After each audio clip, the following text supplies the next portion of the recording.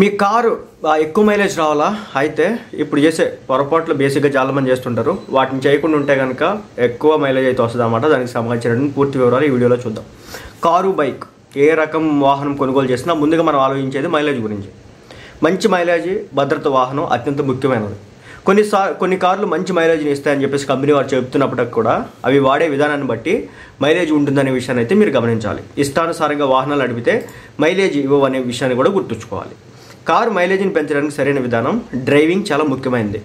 కొన్ని చిన్న పొరపాట్లు కూడా మీ వాహనం యొక్క మైలేజ్కి ప్రతికూలంగా పనిచేస్తాయని చెప్పొచ్చు. కారు డ్రైవింగ్ విషయంలో పూర్తి క్లారిటీ ఉండడం ముఖ్యం. వాహనం నడిపే విధానంలో మార్పు ఉంటే మైలేజ్ తక్కువ ఇస్తుంది. అంతేకాదు ఇంధనం ఖర్చు కూడా ఎక్కువగా పెరుగుతుంది. మీ కారు మైలేజ్ని పెంచడానికి పొరపాట్ల వల్ల కలిగే నష్టాన్ని నివారించడానికి కొన్ని చిట్కాలు అయితే ఉన్నాయన్నమాట. అదేంటంటే సర్వీసింగ్ చేయించుకోవడం. Engine, air filter, oil filter రెగ్యులర్గా సర్వీసింగ్ చేయాలి. ఇలా సమయానుకూలంగా వాహనం సర్వీసింగ్ చేపిస్తే కనుక తప్పనిసరిగా మైలేజ్ వస్తుంది.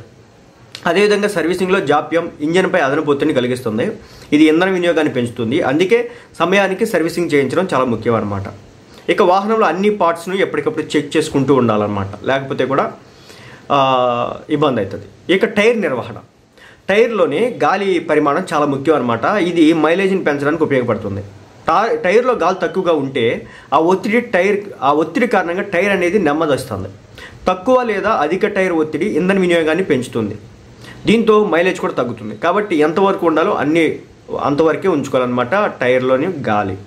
ఇక స్మూత్ డ్రైవింగ్. కారును సగటు వేగంతో నడపడం చాలా ముఖ్యం అనమాట. ఓవర్ స్పీడ్తో నడిపినా మైలేజ్ తగ్గిద్ది. అదేవిధంగా సడన్ బ్రేక్స్ కొట్టినా ఈ ఇంధనం అనేది ఎక్కువగా ఉంటుంది. దీనివల్ల మైలేజ్ తగ్గుతుంది అనమాట. అదేవిధంగా బరువు విషయంలో చాలామంది అనుకుంటారు కారులో ఎన్ని వస్తువులు అంటే ఏమైందని చెప్పేసి. బట్ కారులో ఉన్నటువంటి బరువు కారణంగా కూడా మైలేజ్ తగ్గుతుంది అనమాట. కారులో ఉండేటటువంటి వస్తువులు కారు బరువు తక్కువగా ఉంటే దానికి తక్కువ శక్తి అయితే అవసరమైన విషయాన్ని అయితే మీరు గమనించండి. ఇది మైలేజ్ని కూడా పెంచుతుంది. అనవసరపు వస్తువుల్ని తీసుకెళ్లకుండా ఉంచుకోవడం బెటర్. ఒకవేళ అలా తీసుకెళ్తే కనుక కారు బరువు పెరుగుతుంది. దాంతో ఇంధనం కూడా ఎక్కువ ఖర్చు అవుతుంది. అలాగే కారులో ప్రయాణించే వారికంటే ఎక్కువ మంది ఉంటే కనుక మైలేజ్ తక్కువ ఇస్తుంది. ఇలాంటి ఇంజన్పై మరింత ఒత్తిడిని పెంచుతుంది. అదేవిధంగా గేర్స్ను ఉపయోగించడం. సరైన గేర్లో డ్రైవింగ్ చేయడం చాలా ఇంపార్టెంట్ అనమాట. ఆర్పిఎం దీనివల్ల అదుపులో అయితే ఉంటుంది. ఇది ఇంధన వినియోగాన్ని తగ్గిస్తుంది. ఇప్పుడు గేర్లో నడపడం వల్ల తప్పుడు గేర్లో నడపడం వల్ల ఇంజన్పై ఒత్తిడి కూడా పెరుగుతుంది. ఇది ఇంధన వినియోగాన్ని ఎక్కువగా తీసుకుంటుంది అనమాట. ఇక ఏసీ వినియోగం. అవసరం లేనప్పుడు ఏసీ స్విచ్ ఆఫ్ చేసుకోండి. ఇది ఇంధన వినియోగాన్ని తగ్గిస్తుంది. ఏసీని ఎక్కువగా ఉపయోగించడం వల్ల ఇంధన వినియోగం పెరుగుతుంది. ఇది మైలేజ్కి ప్రతికూలంగా పనిచేస్తుంది. దీనివల్ల తప్పనిసరిగా మీ ఇంధనం అనేది కారులో కొట్టించినటువంటి పెట్రోల్ కావచ్చు, డీజిల్ కావచ్చు, అది ఎక్కువగా తాగేస్తుంది అన్నమాట. అదేవిధంగా కారు వేగాన్ని కంట్రోల్ చేయడం. గంటకి 50 నుంచి 60 కిలోమీటర్ల వేగంతో నడపడం వల్ల ఎక్కువ మైలేజ్ వస్తుందనే విషయాన్ని గమనించండి. 40 లోపు 50 కంటే తక్కువ రన్ చేసినా మైలేజ్ రాదు. అదేవిధంగా 60 కంటే ఎక్కువ చేసినా కానీ మైలేజ్ రాదు. అధిక వేగంతో డ్రైవింగ్ చేయడం వల్ల ఎక్కువ ఇంధనం ఉపయోగించేసుకుంటుంది. తద్వారా మైలేజ్ తగ్గిపోతుంది.